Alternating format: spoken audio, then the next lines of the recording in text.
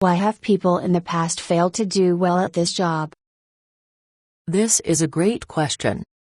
Often, you will have gotten a sense of how well people did in the job in your interviewing before you get to this point.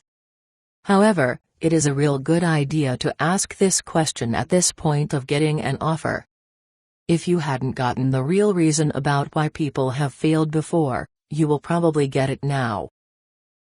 More often than not, in the beginning of the hiring process, hiring authorities will gloss over the failures that people have had in the particular job they are interviewing for. They don't want to admit that they hired somebody that was incompetent, or they just think it is better to not say anything negative. Now, however, they want you to take the job.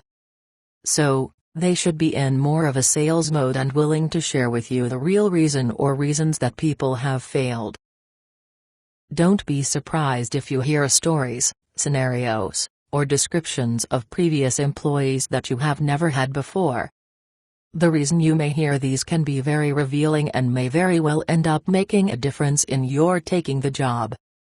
If you hear something like, "The pressure on the person in this position by the controller is immense," you may want to investigate exactly what pressure means.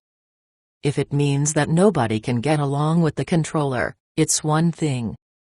Or if the controller is very demanding about the reports that he receives, is yet another.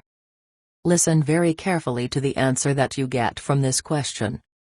Whatever the hiring authority tells you, he may be saying the same thing about you someday.